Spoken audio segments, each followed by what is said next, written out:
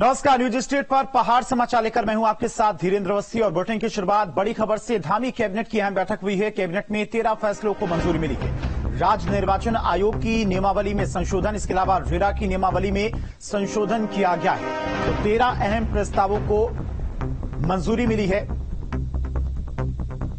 तो धामी कैबिनेट की अहम बैठक खत्म हुई है। कैबिनेट में 13 फैसलों को मंजूरी मिली है। राज्य निर्वाचन आयोग की नियमावली में संशोधन, इसके अलावा रेरा की नियमावली में भी संशोधन किया गया है। तो आज धामी सरकार की कैबिनेट बैठक बुलाई गई थी, जिसमें 13 अहम प्रस्तावों को मंजूरी मिली है। और इन 13 प्रस्तावों में एक प्रस्ताव यह भी है कि राज्य निर्वाचन आयोग की नियमावली में संशोधन किया जाएगा। और गौण खनिज नीति में जो बाकी प्रावधान थे उसको हमने इनकॉर्पोरेट कर दिया नियमावली के अंदर। इसके बाद जो है जो उत्तराखंड पॉलिसी बोल्डर जुगान नीति 2016 की, इसको भी हमने उसके प्रोविजन को भी इनकॉर्पोरेट कर लिया है। इसमें खनन पट्टा अगर दिया जाएगा तो कौन जांच करेगा, कौन कमेटी में होगा, सेम है वो, इसके अंदर हमने नियमावली के अंदर डाल दिया है इसको। इसके बाद जो है खनन पट्टे जो पहले 5 साल के लिए मिलते थे, लेकिन अप टू 10 ईयर का रखा गया था, लेकिन वो हमने उसको सिस्टमेटिक करके 5 हेक्टेयर तक का 5 वर्ष के लिए कर दिया है। और 5 हेक्टेयर से ज्यादा होगा तो 10 साल तक उसको एक बार में दिया जा सकता है। इसके अलावा जो इन सीटू खदान होती है, जैसे सोप स्टोन है या लाइम स्टोन और जो हमारे मेजर मिनरल, उनकी खदानों के लिए 25 साल के लिए किया गया, एक बार में 25 साल में दिया जाएगा। इसके अलावा LOI जो पहले आशय पत्र दिया जाता था शासन स्तर से, उसको हमने नीचे की तरफ दे दिया है। वो DG पूरे प्रदेश का पूरा ऑब्जर्व करते हुए सारी चीजें देखते हुए LOI नीचे के स्तर से DG के स्तर से जारी होगा, उसके बाद स्वीकृति गवर्नमेंट लेवल से होगी। इसके अलावा ट्रांसफर में पहले गवर्नमेंट ट्रांसफर करती थी, लेकिन कोई चार्जेस नहीं होते। ट्रांसफर करेंगे अगर पट्टा या नाम जोड़ेंगे घटाएंगे तो उसमें चार्ज कर दिया गया है। 5 हेक्टेयर तक 2 लाख रुपए, 5 हेक्टेयर से 5 लाख रुपए।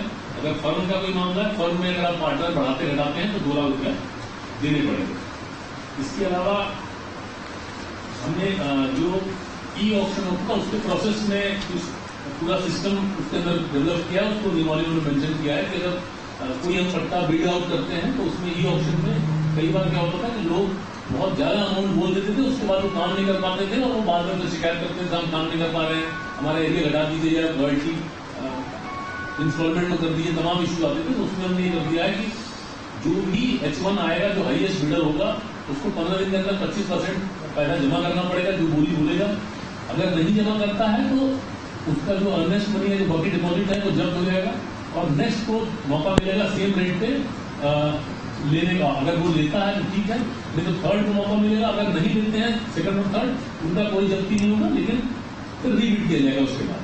तो ये प्रोसेस हम 1 महीने के अंदर कंप्लीट करेंगे, क्योंकि कई बार ऐसा होता है कि बिड आउट तो कर दे रहे हैं, लेकिन 1 साल 2 साल तक हम चला नहीं पा रहे हैं, तो सरकार को राजस्व की उसमें हानि हो रही है। इसके अलावा जो इलीगल माइनिंग के लिए पहले 5 गुना पेनल्टी का प्रावधान था, उसको थोड़ा कम किया गया, क्योंकि 5 गुना पेनल्टी में अभी तक ये देखा गया पिछले 4-5 साल में कि वो रिकवरी नहीं हो पाती है, वो किसी न किसी कोर्ट में जाता मामला और बहुत सारी पेंडेंसी रहती है।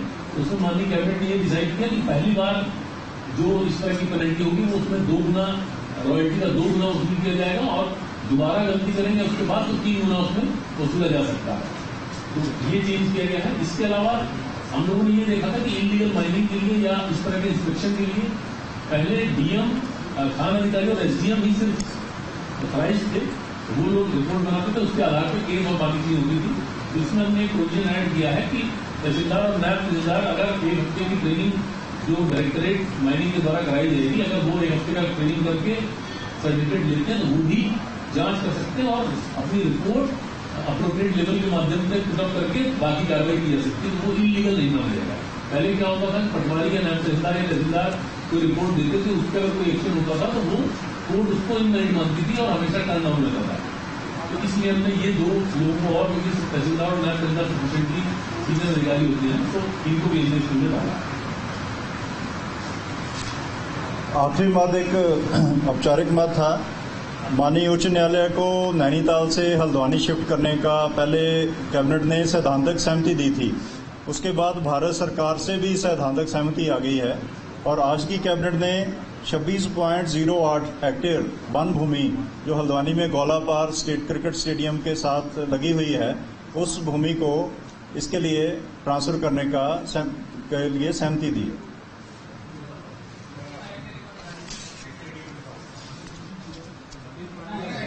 26.08 हेक्टेयर, 26 हेक्टेयर ही समझो। Thank you. तो कैबिनेट की बैठक में कुल 13 प्रस्तावों को मंजूरी दी गई है, जिसमें सदन के पटल पर विद्युत आयोग की रिपोर्ट भी रखी जाएगी। कैबिनेट में 13 प्रस्तावों को मंजूरी दी गई है। उत्तराखंड में जल्द ही जो है रेरा नियमावली में संशोधन किया जाएगा। इसके अलावा राज्य निर्वाचन आयोग की नियमावली में भी संशोधन किया जाएगा। कुल 13 प्रस्तावों पर इस कैबिनेट की बैठक में चर्चा हुई है और उन 13 प्रस्तावों को मंजूरी मिली है। उच्च शिक्षा में सीएम छात्रवृत्ति योजना को भी आज की कैबिनेट की बैठक में मंजूरी दी गई है। केदारनाथ धाम क्षेत्र में 4 चिंतन शिविर बनाए जाएंगे। इसको लेकर भी आज कैबिनेट की तरफ से प्रस्ताव पास किया गया है। खनन पट्टों की जांच के नियमों में भी संशोधन के प्रस्ताव को मंजूर किया गया है। तो कैबिनेट की बैठक खत्म हो चुकी है। 13 प्रस्तावों को इस बैठक में मंजूरी मिली है।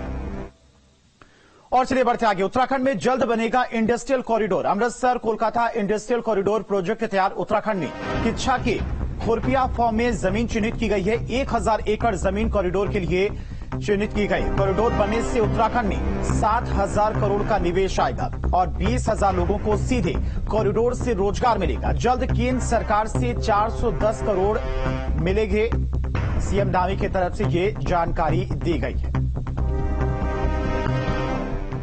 अमृता कोलकाता कॉरिडोर के अंतर्गत हमारे यहाँ पर खुरपिया फॉर्म में 1000 एकड़ जमीन इस कॉरिडोर के लिए हमने उसको हस्तांतरित कर दी है। कॉरिडोर बनाने के लिए जल्दी ही 410 करोड़ रुपए की धनराशि भारत सरकार से मिलेगी और इस कॉरिडोर के बनने से लगभग 7,000 करोड़ से भी ज्यादा का यहाँ पर रोजगार स्थापित होगा और इतना निवेश होगा। इसके साथ साथ 20,000 लोगों को रोजगार से भी जुड़ने का अवसर भी मिलेगा। देहरादून से बड़ी खबर। बीजेपी प्रदेश अध्यक्ष महेंद्र भट्ट का बयान। पीएम मोदी के नेतृत्व में तेजी से विकास हो रहा है। केंद्र सरकार की उपलब्धियों को जन जन तक पहुंचाया जाएगा। सबका साथ सबका विकास की नीति पर काम किया जा रहा है। तो महासंपर्क अभियान के तहत कार्यक्रम किए गए हैं तय। मीडिया प्रतिनिधियों और कार्यकर्ताओं से संवाद किया जाएगा। 20 से 30 जून तक जनता से सीधा संवाद किया जाएगा। तो बीजेपी के उत्तराखंड प्रदेश अध्यक्ष महेंद्र भट्ट की तरफ से जो जनसंपर्क अभियान चलाया जा रहा है उसको लेकर जानकारी दी गई है। देश के प्रधानमंत्री जी का विजन है, उस विजन को हर तबके तक पहुंचाने का उत्तरदायित्व जाहिर जनता के नाते हमारा है। बाकी की 4 लोकसभाओं के अंदर भी हमारी जनसभाएं होंगी। 7 स्थान तय किए, जिन 7 स्थानों पर हम अपने मीडिया